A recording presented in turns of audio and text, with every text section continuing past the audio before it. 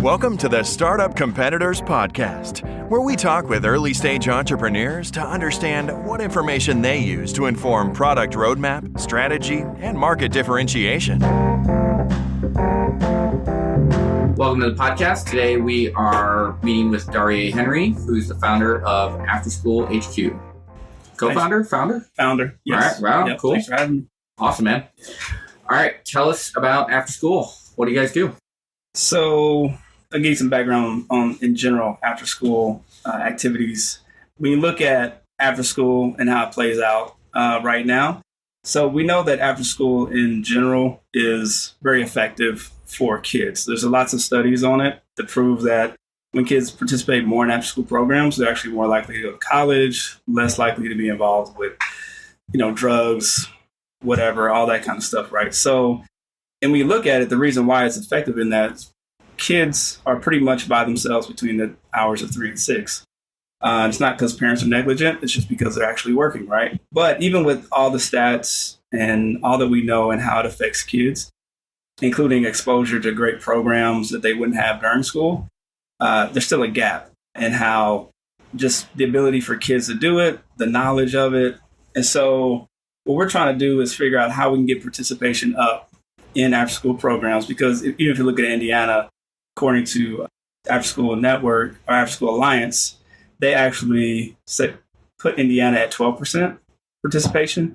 You look at California, they're at like 27%, so more than double what we're doing. So we look at that gap. The question is, how can we improve that? And so our goal with our platform, our tech platform, is to try to see how we can improve participation, involvement, just help the whole ecosystem. Awesome. What does the platform actually do? Talk a little bit about the product. Yeah, so in regards to what we do, so one is to describe it, there are really 3 sides that we're trying to service. You have schools, you have parents, and you also have activity providers. So the third-party providers that come into schools to actually do the service.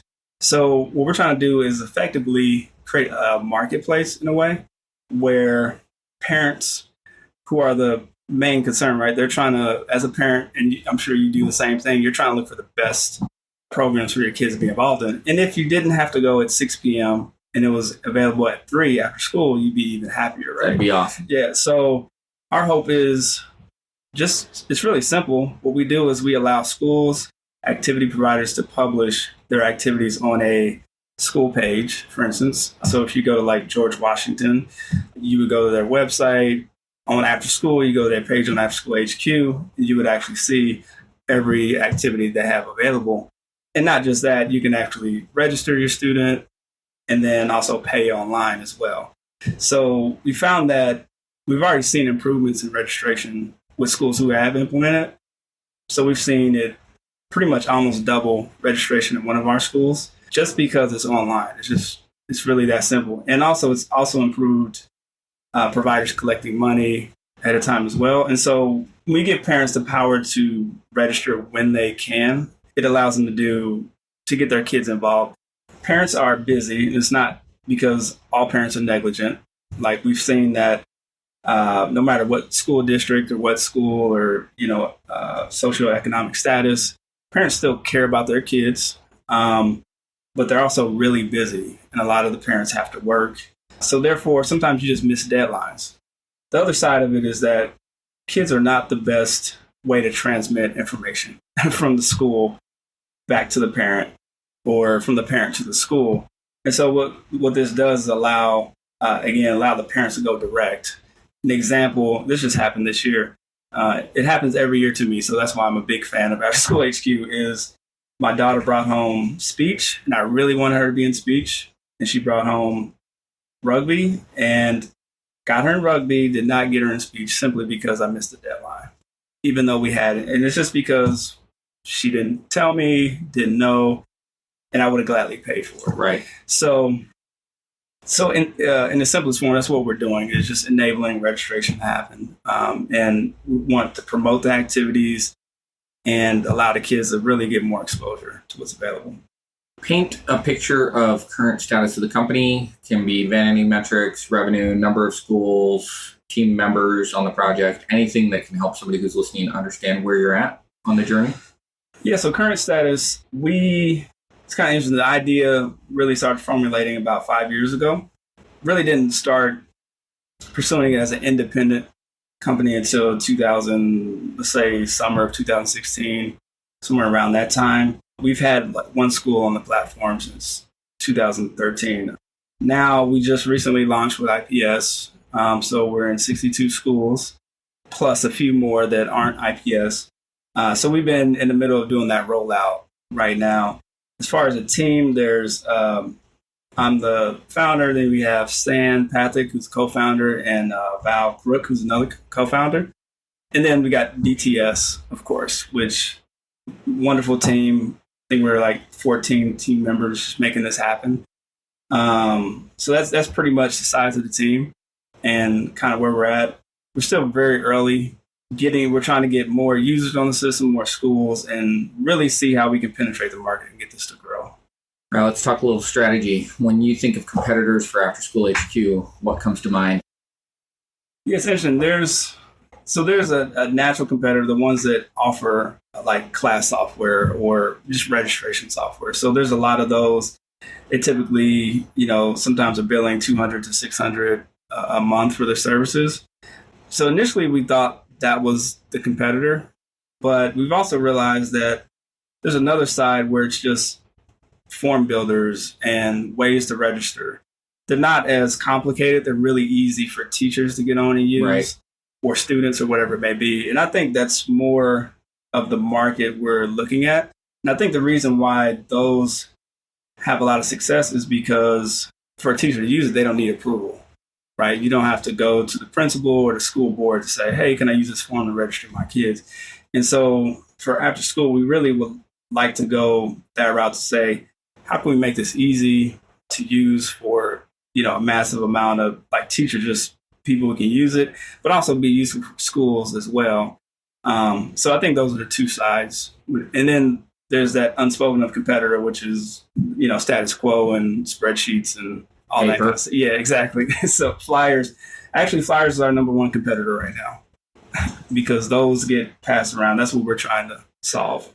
So when you think of going to market, how are you thinking about that? Is it find people who are still using Flyers and aren't using anything and go after that kind of blue ocean? Or are you going the other way and saying, well, if they already use registration software or a form builder or something like that, and we have a better mousetrap, it would be easy to convince them to use ours instead for whatever reason? How are you thinking about attacking the market? So the way I look at it is, I think it'd be much harder to attack the market where they already have registration software. Paying, I'm sure, again, it goes back to that approval process and who makes that decision, the principal, the district. So we're kind of looking at the blue ocean side of things where we're trying to take people who don't have that experience yet and really upgrade them into a new experience. And we've seen the good thing, we've got great feedback on that side. When somebody does not have a system and we're saying, hey, especially let's talk providers for a minute. When we could say to them like, hey, for one, promotion, right? The way they currently promote is to give a flyer, hopefully to the school and say, hey, can you pass this out? Well, they know the school is not going to pass the flyer out to every student. They might have a stack somewhere and students will pick it up. So one, they have a promotion problem. And if we can tell them, hey, you're going to be on the school page, their activity homepage, all parents are going to see it. So for one, they're super happy about that. The second major pain point is payments. And when they're looking at payments, they're saying, sometimes they're collecting by check, cash. Sometimes they don't collect it until the last day. They have to ask questions like, should I kick this kid out? How do I get in touch with the parent? So if you can take that burden off from the provider standpoint, now they're saying, I can go back to doing what I love to do, which is teach and have an impact on kids.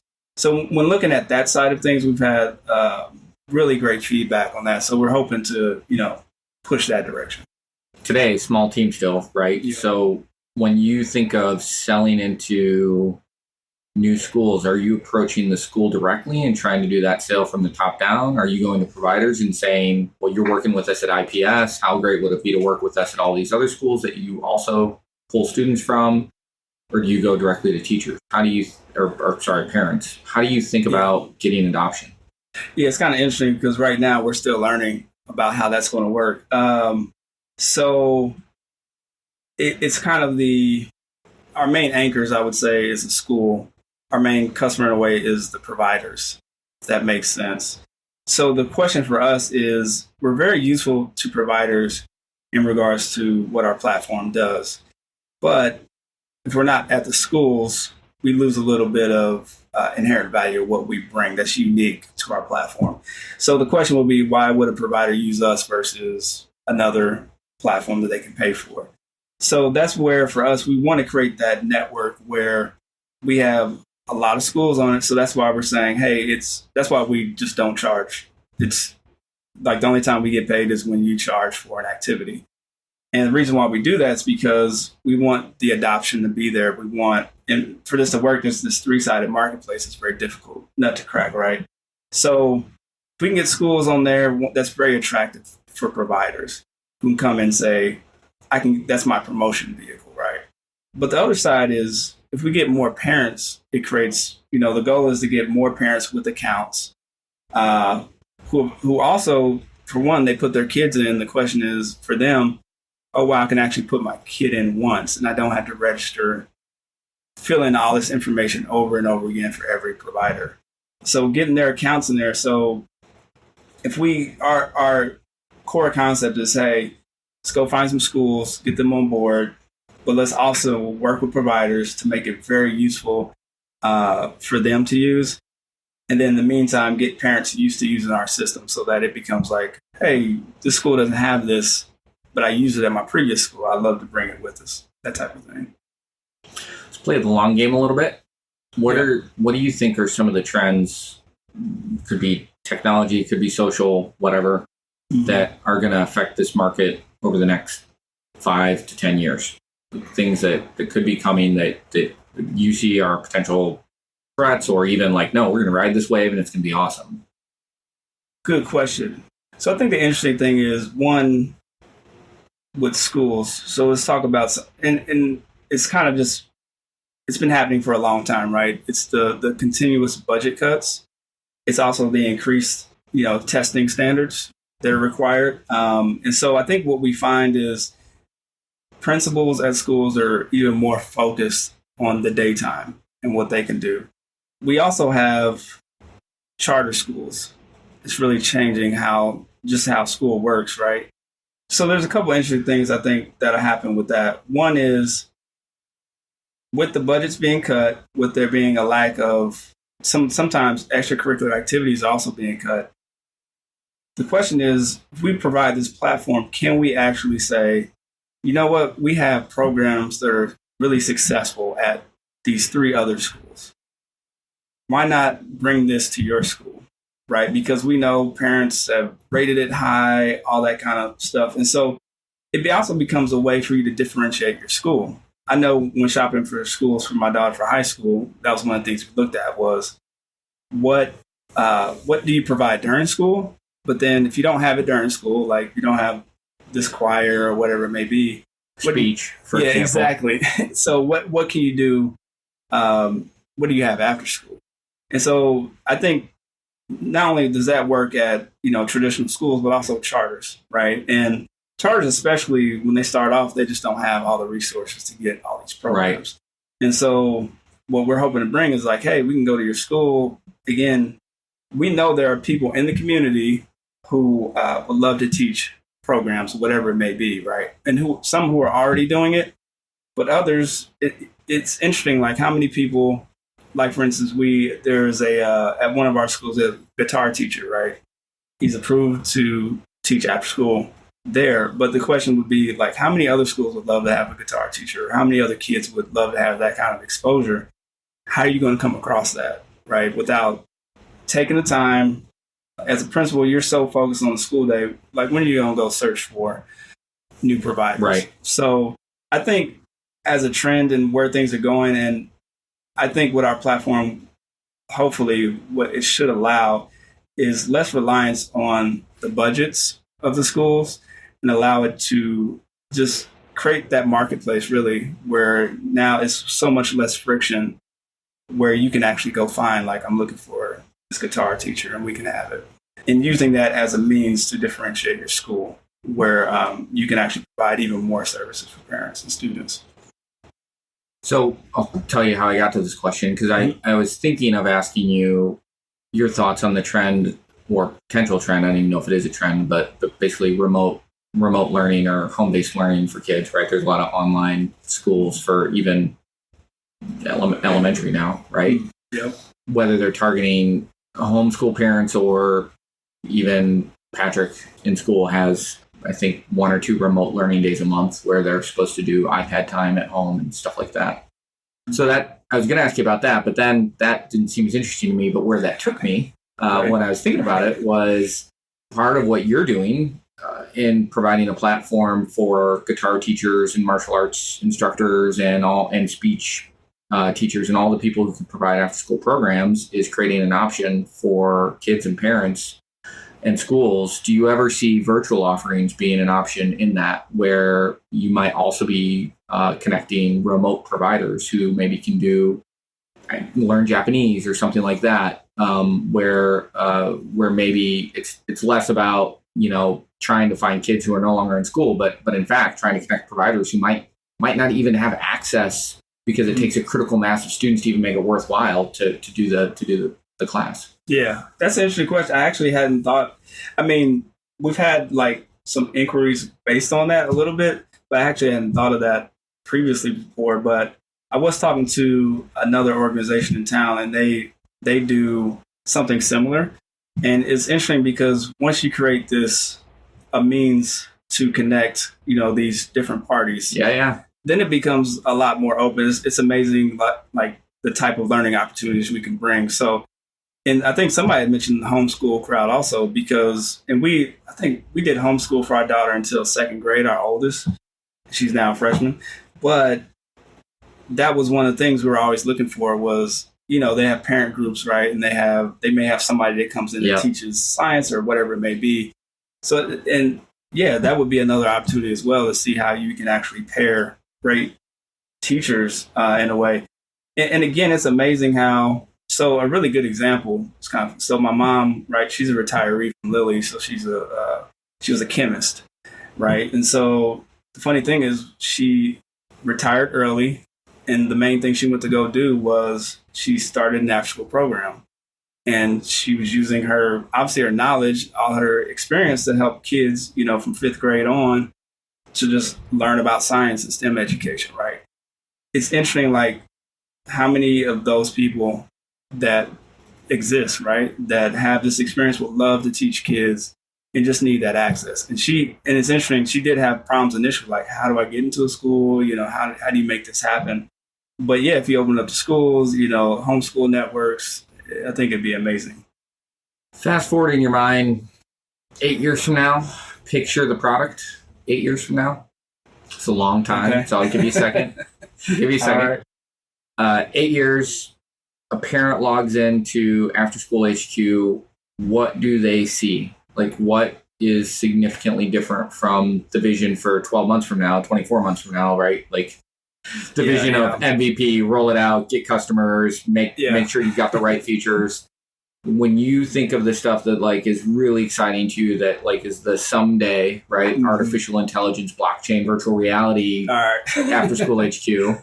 Right. What does that look like to you?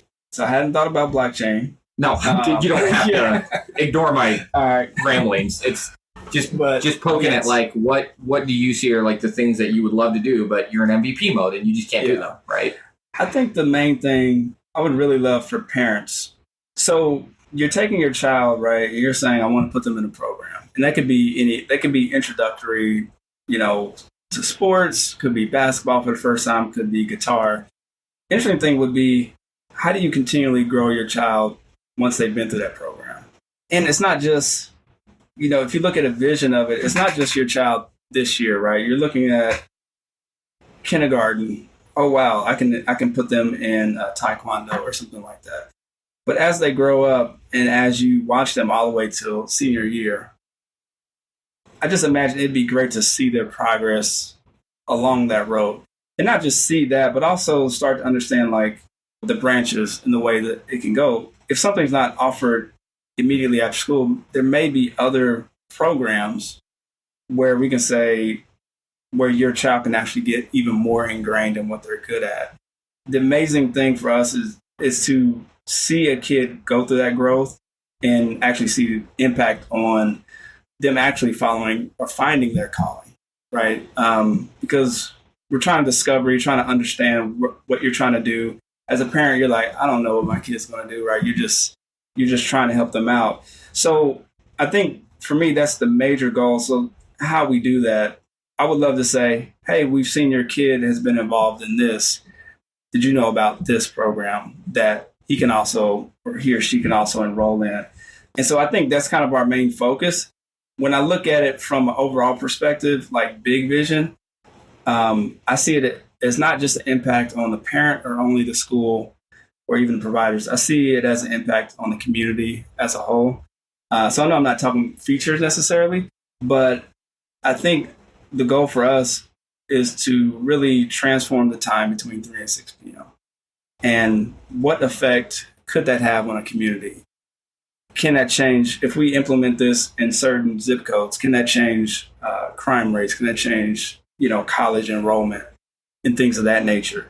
So it's a really long game in that way, but it's interesting to look at even economic impact of when parents have something that their kid can be involved in between that 3 and 6 time frame. It actually even changes economics as well, like how much money they're able to make. They have more spendable income, the sense of peace you get that your child's actually being cared for. There's a lot in there. So I don't know exactly, honestly, how we get there, but I really believe that we're going to keep advocating for after school and see if we can have that impact in the communities that we're actually launched in. So I would be remiss if I didn't do a callback. Episode 31-ish. Okay. This is from memory. Dora Lutz from Giving Spring was on, and Dora works with aspirational business leaders who want to build aspirational businesses, right? So social entrepreneurship and measuring impact along with community impact along with financial impact. And what you're talking about is like, that's it, right? Like it's dead on. You want to have impact in the community. Do you measure impact in any way, shape, or form today with the business? So we haven't implemented all the measurements, but that's one of our main goals of launching with IPS is to work with them to get stats from the community to see, like, one, did we increase enrollment and participation in after-school programs, which specifically is sports in this case, but then actually tie that into the stats from the city and see how that plays out over, X amount of years. But that's definitely what we're tracking. That's one of the main reasons why IPS Athletics went with us and we worked with them, was because they already had their sports program going, but they didn't have the tools needed to measure impact. And so for us, that's what we do, right? And that's what we're really hoping to accomplish in that. So yes, the short answer is it's not all there yet, but that's exactly what we're trying to do. Dude, that's awesome. Yeah. And you're for-profit, not-for-profit, B Corp? We're a for-profit. All right. Yeah. Yeah. You look ashamed. Yeah. Clearly, I can't buy in there, so you're safe. All right. It's all good. We have looked at other options, but I think for-profit. It'd really be lovely to see if we can build a sustainable business model while at the same time having an impact. So, dude, that's awesome. Yeah. I really appreciate you taking the time chatting with us. If people want to learn more about AfterSchool HQ, or if they want to connect with you, where do they do that? So one, the website, AfterSchoolHQ.com. And also anybody can feel free to reach out to me, Darye at AfterSchoolHQ.com. Awesome. Yep. Thanks, man. All right. Thank you.